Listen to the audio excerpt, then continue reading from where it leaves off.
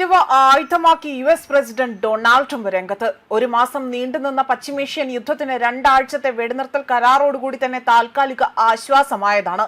എന്നാൽ വീണ്ടും ട്രംപ് ഇപ്പോൾ പ്രകോപനകരമായി വലിയ രീതിയിലുള്ള ഒരു മുന്നറിയിപ്പാണ് ട്രംപ് നൽകിയിരിക്കുന്നത്.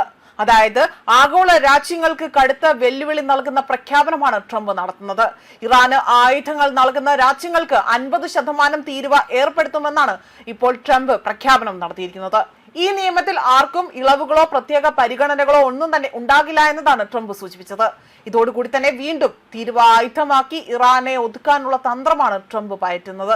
അതോടൊപ്പം തന്നെ വെടിനിർത്തൽ കരാർ ലംഘിച്ചുകൊണ്ടാണ് ഇറാൻ കഴിഞ്ഞ ദിവസം ഗൾഫ് രാജ്യങ്ങൾക്ക് മേൽ വലിയ രീതിയിൽ ഒരു ആക്രമണം നടത്തിയതായി തന്നെയുള്ള വിവരങ്ങൾ പുറത്തു വന്നിരിക്കുന്നത്. ആയതിനാൽ തന്നെ ഈ നടപടി തീർത്തും അംഗീകരിക്കാൻ കഴിയുന്ന ഒന്നല്ല. ഇറാനെ ഒതുക്കണമെങ്കിൽ അവർക്ക് ആയുധങ്ങൾ നൽകുന്ന രാജ്യങ്ങളെ ആദ്യം ഒതുക്കണം എന്നതാണ് ഈ മുന്നറിയിപ്പിലൂടെ തന്നെ ട്രംപ് നൽകുന്ന സന്ദേശം. ഇറാനിലേക്ക് സൈനിക ആയുധങ്ങൾ വിതരണം ചെയ്യുന്ന ഏതൊരു രാജ്യവും അമേരിക്കയിലേക്ക് വിൽക്കുന്ന എല്ലാ ഉൽപ്പന്നങ്ങൾക്കും തക്ഷണം തന്നെ 50% ടാരിഫ് നേരിടേണ്ടി വരുമെന്നാണ് ട്രംപ് വ്യക്തമാക്കിയിരിക്കുന്നത്. ഇറാനും അമേരിക്കയും തമ്മിൽ 2 ആഴ്ചത്തെ വെടിനിർത്തലിന് ധാരണയായതിന് പിന്നാലെയാണ് ട്രംപിന്റെ ഈ കടുത്ത നിലപാട് പുറത്തുവരുന്നത്. വെടിനിർത്തൽ ധാരണയുടെ ഭാഗമായി തന്നെ ഇറാൻ തന്ത്രപ്രധാനമായ ഹോർമൂസ് കടലിടുക്ക് താൽക്കാലികമായി തന്നെ തുറന്നു കൊടുക്കാൻ സമ്മതിക്കുകയും ചെയ്തിട്ടുണ്ട്. അതേസമയം ഈ താൽക്കാലിക ഉടമ്പടി നിലനിൽക്കുമോ എന്നതാണ് പ്രധാന ചോദ്യമായി തന്നെ ഉയരുന്നത്. നിലവിൽ ഇതിനുള്ള സാധ്യത വളരെ കുറവാണ്.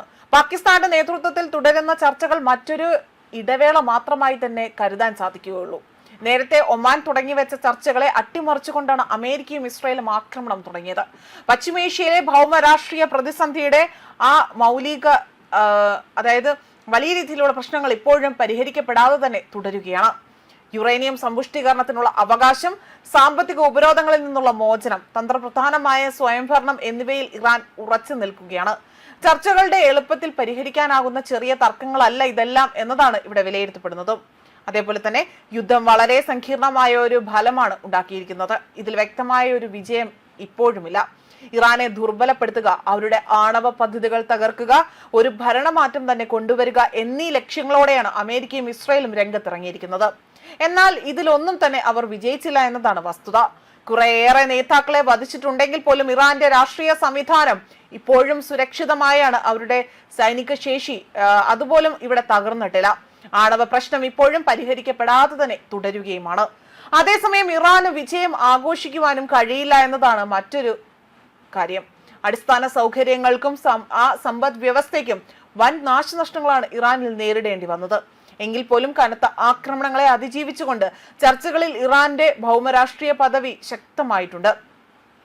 തോൽപ്പിക്കപ്പെട്ട ഒരു രാജ്യം എന്ന നിലയിലല്ല, മറിച്ച് പൊരുതു നിന്ന ഒരു രാജ്യം എന്ന നിലയിലാണ് ഇറാൻ ഇനി ചർച്ചകളിൽ പങ്കെടുക്കുക എന്നതാണ് ഇപ്പോൾ പുറത്തുവരുന്ന റിപ്പോർട്ടുകളടക്കം സൂചിപ്പിക്കുന്നത്.